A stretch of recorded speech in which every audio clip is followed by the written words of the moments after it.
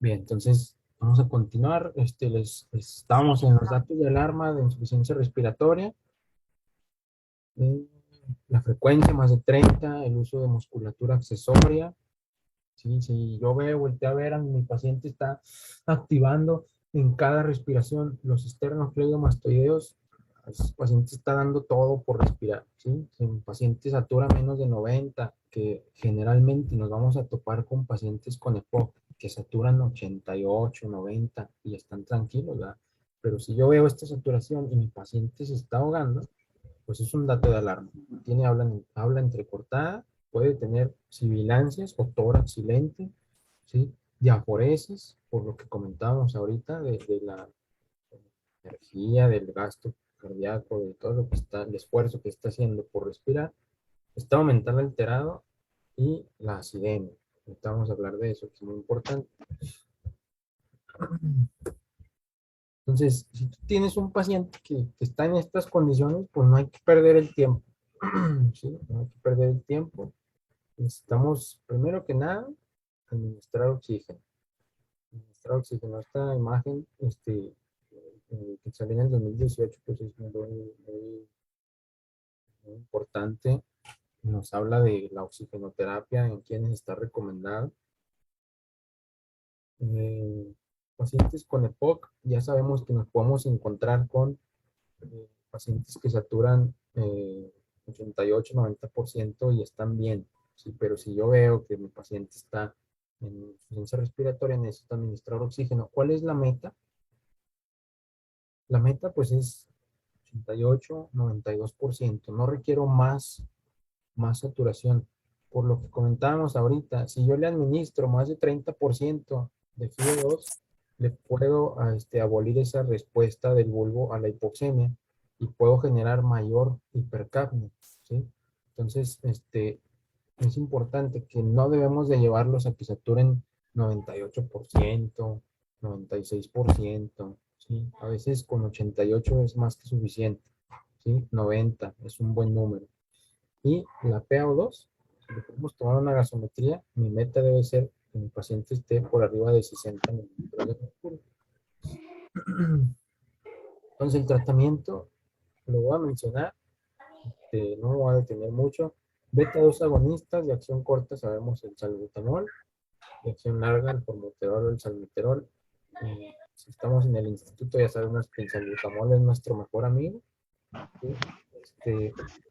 Anticolinérgicos, el bromuro de ipatropio, punto 5, ya viene ahí la presentación, no aventar el comercial, ya viene la presentación de salbutamol con bromuro de ipatropio, que es lo que generalmente utilizamos como micronebulizaciones de rescate, ¿sí? Perdón. El uso de corticosteroides sistémicos, este pues está demostrado que disminuyen el riesgo de una recaída temprana y se puede usar pues desde prednisona hasta metilprednisolona. A nivel hospitalario pues utilizamos principalmente la metilprednisolona, dosis de 0.5 miligramos por kilo por dosis cada 8 a 12 horas. Y podemos considerar el uso de esteroide inhalado. Los antibióticos, perdón, los antibióticos que lo más común que podemos tener y que les ayuda mucho es el amoxiclavo o la fluoroquinolona respiratoria. Y si sospechamos de que sea por pseudomonas aeruginosa, pues aquí tenemos algunas opciones. Pero, metiljantinas, la minofilina o la tiofilina, si están recomendadas su uso en el Volt, pues podemos usar la minofilina 0.5, 0.8 miligramos por kilo por hora y en un momento dado, pues hacer el cambio por teofilina oral, ¿sí? Cuando ventilación mecánica. Mi paciente con EPOC, el 70-90% van a responder a la oxigenoterapia y a la farmacoterapia que mencionamos ahorita. 10 a 30% van a requerir de ventilación mecánica, ¿sí? Y de esos 10 a 30%, la mortalidad es alta. ¿Sí? Eh, Digo, no quiere decir que no vamos a hacerles nada, pero muchos de estos pacientes pues tienen alta mortalidad, ¿sí? Entonces, ¿cuándo voy a iniciar ventilación mecánica? Si yo tengo a mi paciente así, como este dibujo, la facies de angustia, de que se están ahogando, con uso de musculatura accesoria, con diaforesis, palidez, están desaturando, etcétera. Y aparte, le tomamos una gasometría y me encuentro con insuficiencia respiratoria tipo 2 con acidosis respiratoria, con un pH menor de 7,35 y una PaCO2 más de 45, pues ya sé que le tengo que asistir con ventilación mecánica. Si a eso le agregamos una página de 200, pues ese paciente está en un fallo respiratorio. Entonces tengo que iniciar la ventilación mecánica. Y antes de iniciar la ventilación mecánica, tengo que recordar para qué le voy a dar ventilación mecánica. A veces malamente los condenamos al CPAP y si no mejora al tubo y ya. O sea, ya ahí quedó. Y los familiares nos dicen y nos dimos cuenta en la pandemia, es que el tubo es lo último y porque ya se va a morir. Pues muchas veces sí, pero la mayoría de las veces no. ¿Sí? Entonces, si yo lo voy a someter a ventilación mecánica, ¿qué le voy a ofrecer? ¿Es para soportarlo o es para protegerlo?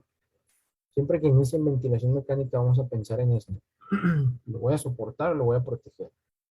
Por ejemplo, si tengo un paciente con un TC severo, lo voy a intubar para soportarlo o para protegerlo. Para soportarlo, ¿sí? Para soportarlo mientras hay neuroprotección, mientras va, o sea, neurocirugía, depende del problema que tenga, ¿sí? Si voy a intubar a un paciente con eh,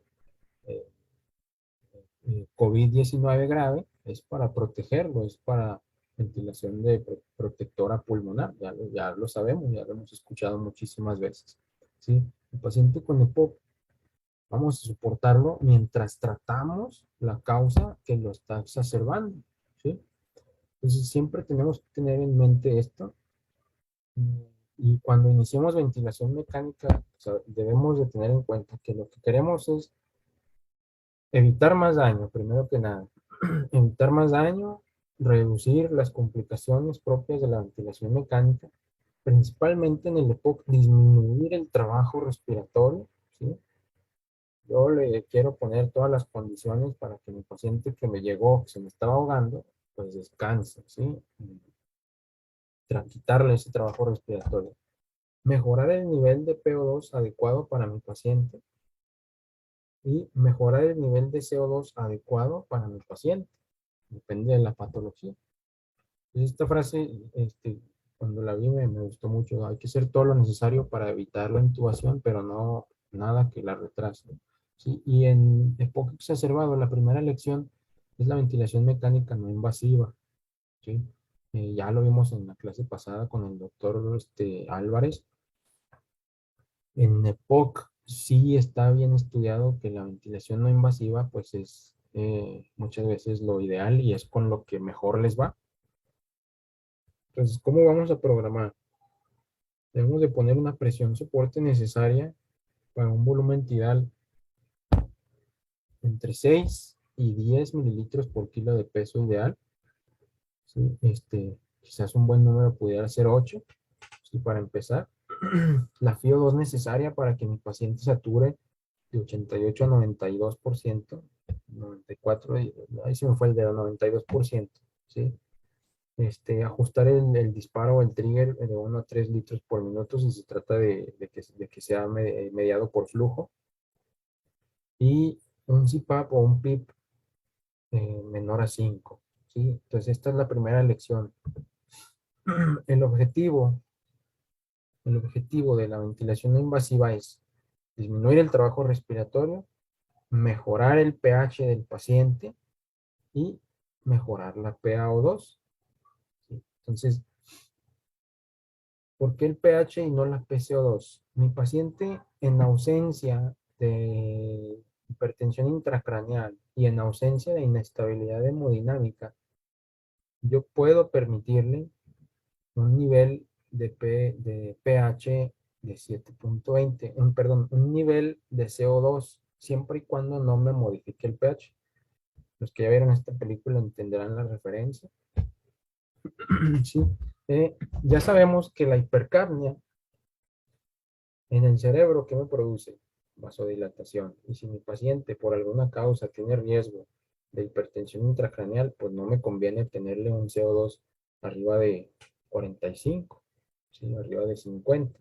Si mi paciente está chocado o tiene alguna patología o está chocado, la hipercapnia que me produce a nivel de la circulación pulmonar, vasoconstricción, ¿sí? Entonces hay sobrecarga o hay aumento de la poscarga del ventrículo derecho y me puede generar más choque, más inestabilidad hemodinámica, ¿sí? Entonces, si mi paciente no tiene estos riesgos evidentes de hipertensión intracraneal o inestabilidad hemodinámica, yo me puedo dar el lujo de darle permiso, como César, de que tenga cierto grado de hipercapnia siempre y cuando mi pH se mantenga arriba de 7.20, ¿ok?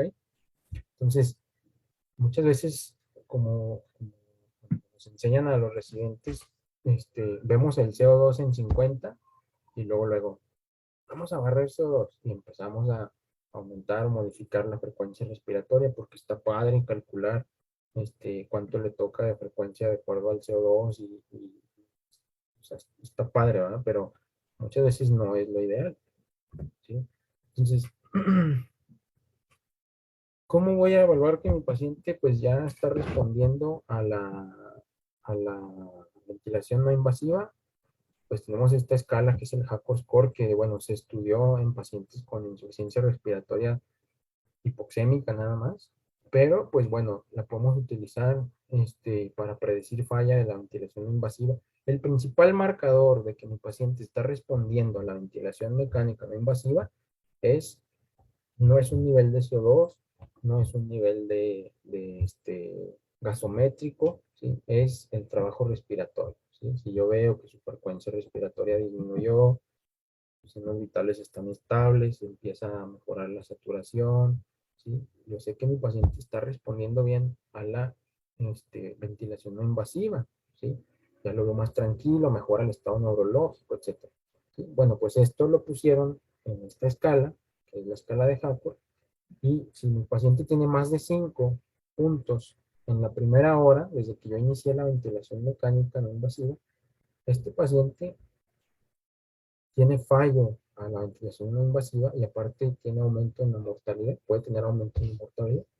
Entonces, es una buena escala que se puede poner en práctica en los pacientes con EPOC exacerbado que sometemos a ventilación no invasiva. Prácticamente en todos, yo creo que en todos los pacientes con no invasiva que tengamos ahí en urgencias, pues podemos tenerla en cuenta, ¿no? Si no mejora mi paciente, eh, que sometía a CPAP, a ventilación no invasiva. Lo tengo que intubar, ¿sí? Recuerden, todo lo posible por evitar la intubación, pero nada que la retrase, ¿sí? Si ya estoy viendo que no mejora, le saqué el Hackor y tiene más de 5, pues no la debo de pensar, hay que intubarlo, ¿sí? Pero la pregunta es, ¿lo voy a dormir? Recordemos que, y lo mencionó por ahí la doctora Villa en la primera clase, que no debemos de dormir profundo a todos los pacientes. Debemos de dormir profundo a aquellos pacientes que tengan algún problema de hipertensión en el cráneo, hipertensión en el tórax o hipertensión en el abdomen o choque severo. ¿A qué me refiero con hipertensión? Un TC severo que me puede generar hipertensión intracraneal.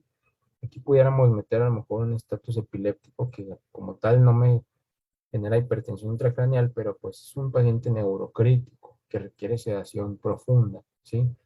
Hipertensión intratorácica, pues los pacientes con SDRA ya sabemos que generan presiones exageradamente altas y pueden generar presiones muy altas y necesitamos mantenerlos bien sedados, sedación profunda, ras de -5, -4, ¿sí?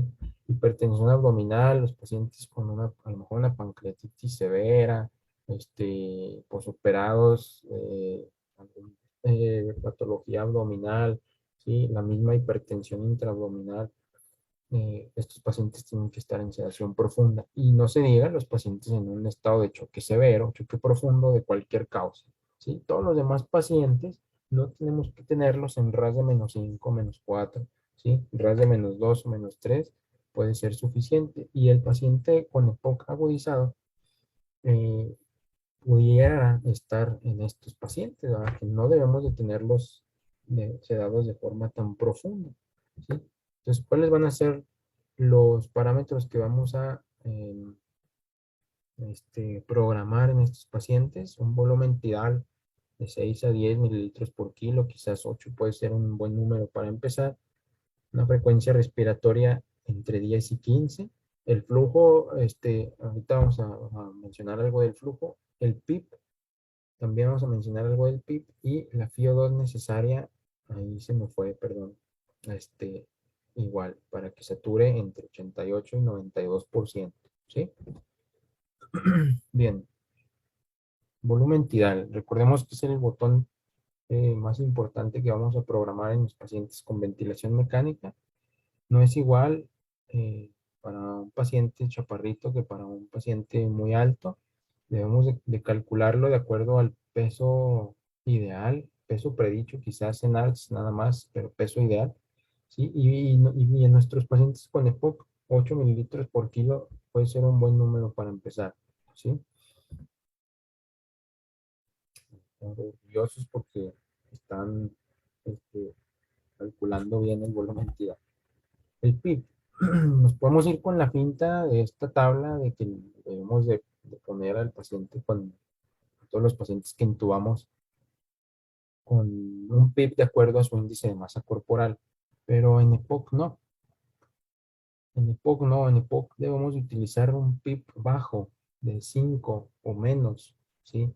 ¿Para qué? Para tratar de evitar mayor atrapamiento aéreo, ¿sí? Y esto lo recomienda el doctor Martín Tobín. Ahorita vamos a conocerlo.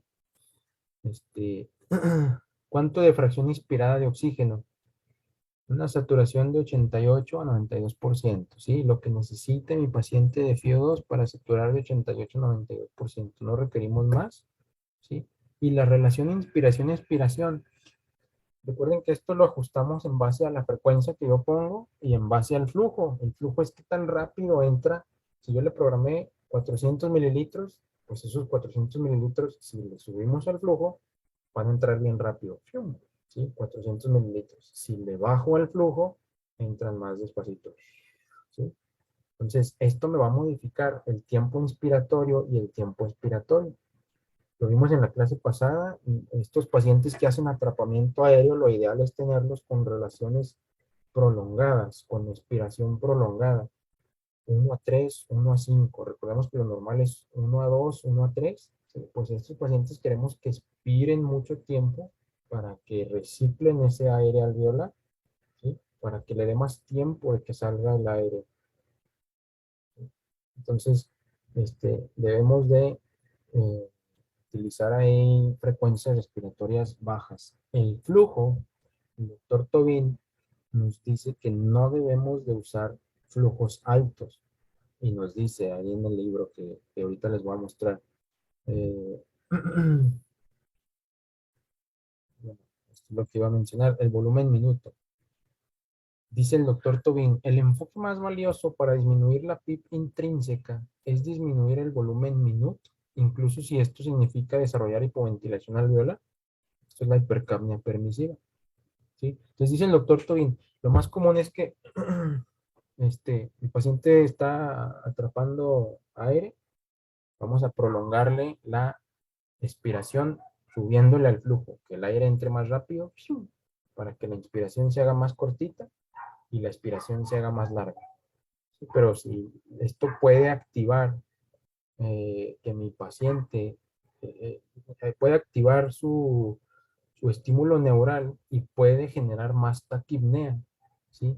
Condicionando más atrapamiento de aire, ¿sí? Entonces, lo recomendado es quizás no usar flujos tan altos, sino más bien tratar de manipular ahí el volumen minuto con frecuencias respiratorias bajas, ¿sí? Entonces, el volumen minuto, ¿cómo se calcula? Es el volumen ideal por la frecuencia respiratoria, ¿sí?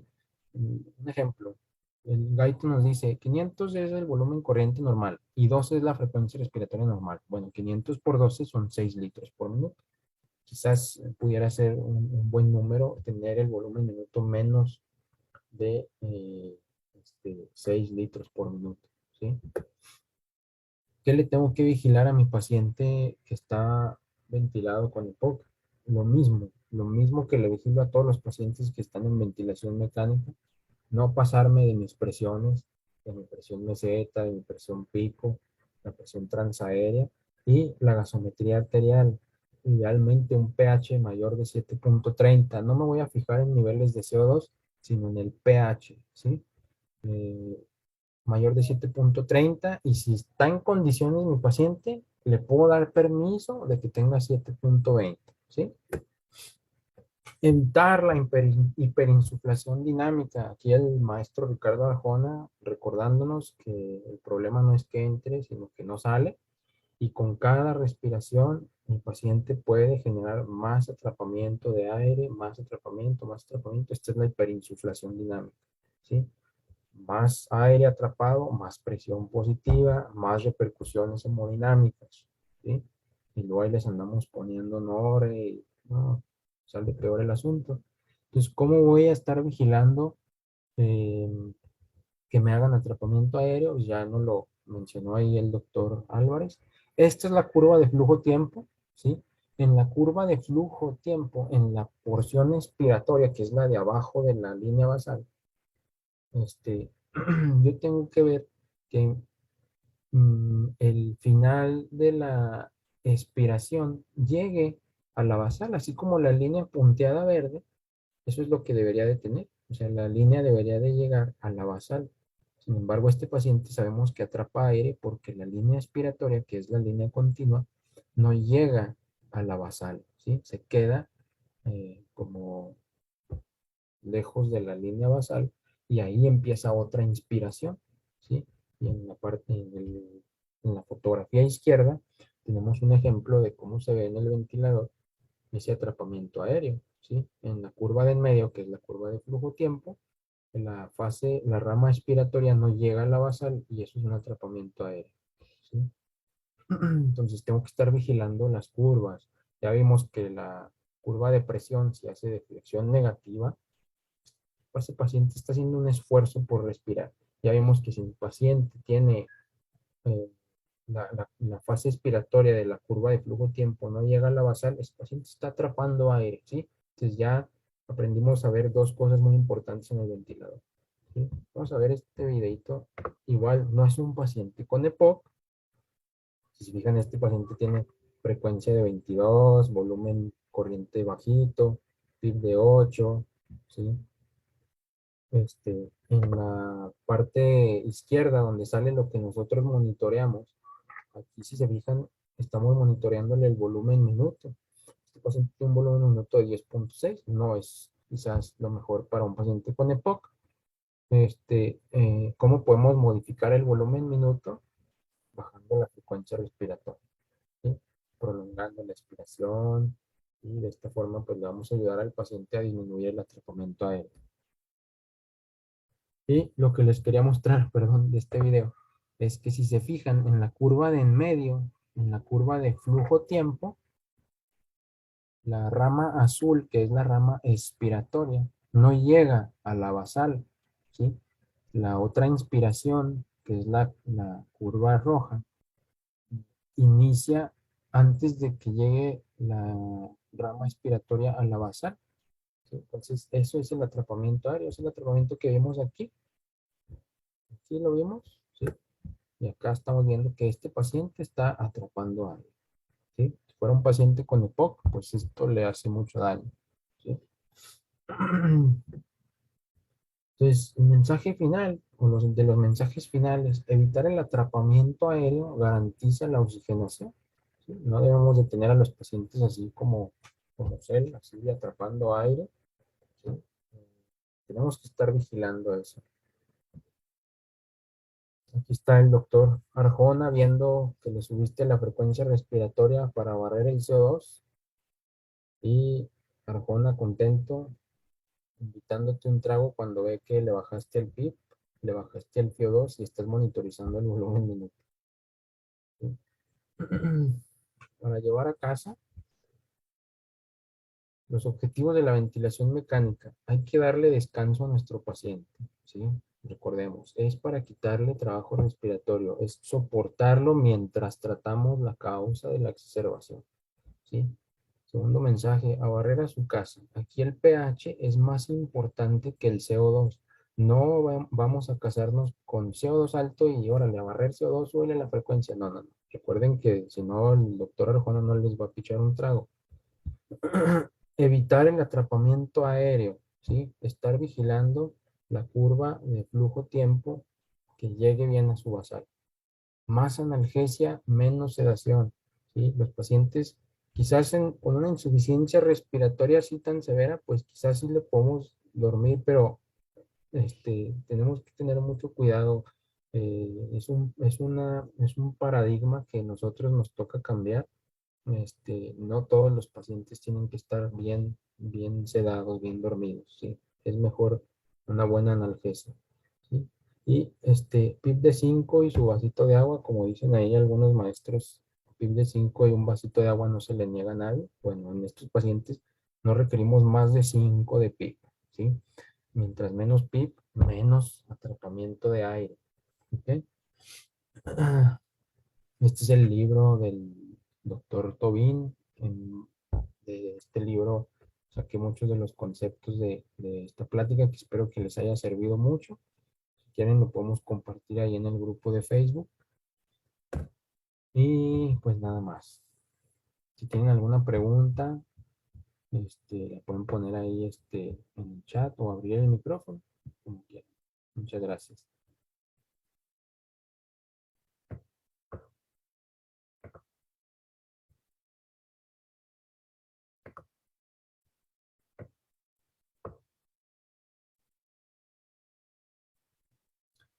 Espero que les haya servido mucho, espero que hayan quedado claros ahí los conceptos. No es fácil ventilar a un paciente con EPOC. Una vez que se ventila, pues no es fácil tampoco progresarlo y lograr extubarlo, pero bueno, esto que vimos esperemos que les sea de utilidad.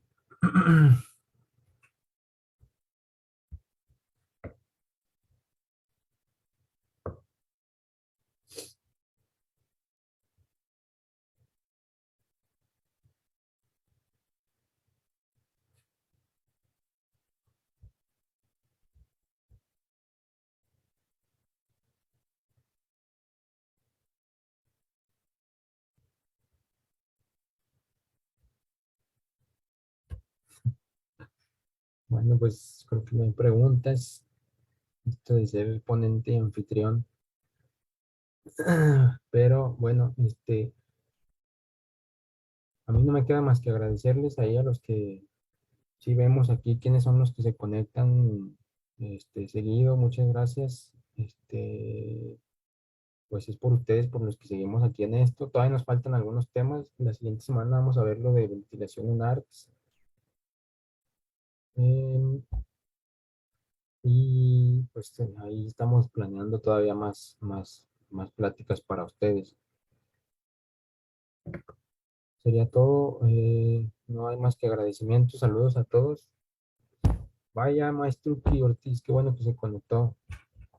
Saludos, muchas gracias a todos y pues ya sería todo por hoy. Nos vemos en la siguiente semana. Gracias. Nos vemos.